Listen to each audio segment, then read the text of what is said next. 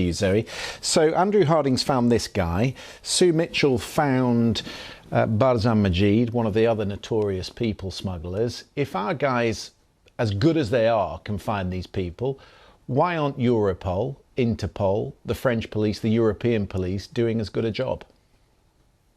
Well, your investigators are obviously brilliant, but I think that there's a bigger problem here, which is that we're fighting an unwinnable war. There will always be a market for the smugglers as long as we don't give families like the one we've just been hearing from any kind of a solution. And so even if the Europol did manage to arrest the man that you confronted, well, there would simply be another one who would be willing to take that money and who would be willing to put people in a boat to cross, because there isn't another solution for them. But that is the solution that Labour is offering us, is it not, in this election, that they would invest half £500 million, I should say, in a border force that will track the gangs and break up the gangs. And you're telling me that that's not the solution?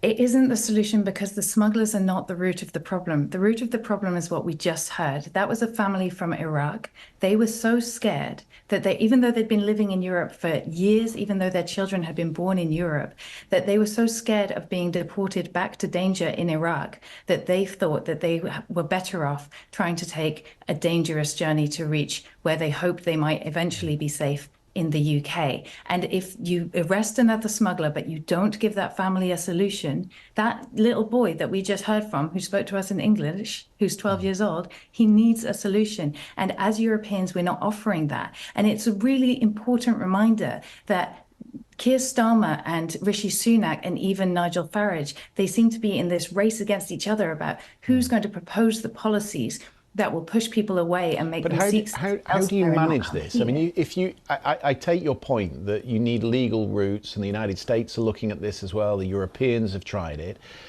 but you can't set a quota for these things. And once you set up the legal routes, don't you invite more and more to come? And what is the limit? Well, at the moment, we're using the risk of death and the death of this 7-year-old little girl as the way that we have of preventing supposed greater numbers from coming. And that's morally repugnant and unacceptable.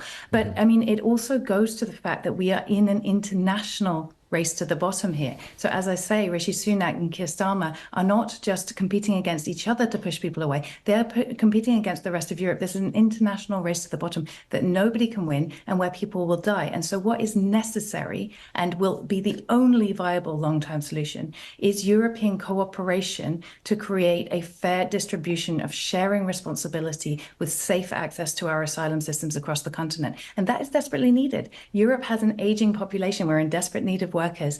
So this can be mutually beneficial. Either we can continue to plow money into these failed deterrence measures that end up with children dying on our shores, or we can change tack, we can share responsibility, we can put that money into our communities so that they are supported to be able to receive people. And those are people that we need and who need us. Zoe Gardner, really good.